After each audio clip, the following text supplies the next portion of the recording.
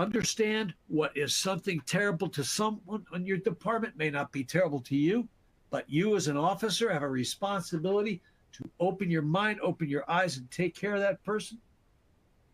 Acknowledge it.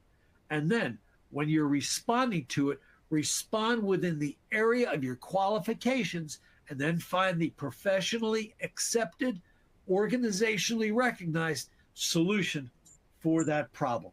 So that's my thoughts on recognition. Dr. B, this would probably be a great point or time for you to kick in some thoughts. You bet. I think in alignment with what you said, especially if people, are reaching out and they're coming to you with whatever it is they have going on, your ability to have that conversation with them and offer them the resources that they need is going to be incredibly important. You don't want to brush them off. You don't want to leave them hanging. You want to get them attached to the right people, and a soft handoff, which is also why it's important that leaders actually know what their resources are. And I would also add that leaders would actually use their resources themselves, not just, this is the place we refer people to. I'm sure it's good. I've never used it, but I'm sure it's great. It's great when you know the resource yourself. And, when it comes to recognizing signs and symptoms, let's say in the situation where they don't outwardly come to you, because I actually think that that'll be more common, where people aren't just going to come up and go sit down and talk to the officer to say, hey, this is what I've got going on.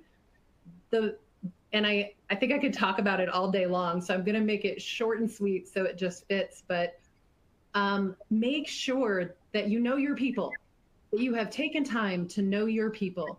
You know their behaviors, you know their patterns, you know their families, know your people. And I'm going to talk about this. It's the one quotient that I think needs to really lead all of wellness. And you'll have to pardon my vulgarity, but it's your give a shit. You have to give a shit about your people. You have to give a shit about each other. And then what you have with that is that then you can notice the deviations from baseline behavior. We have to stop catching people after the crisis, after something horrific happens.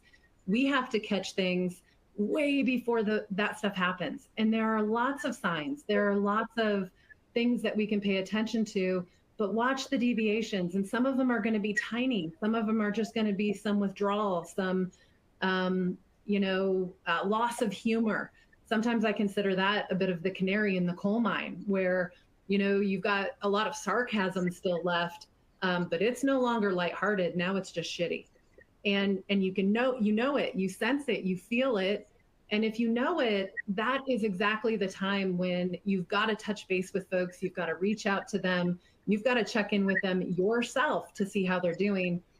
Even if it's a hard conversation, you'll have your referrals in your pocket, the people you need to get them tied to.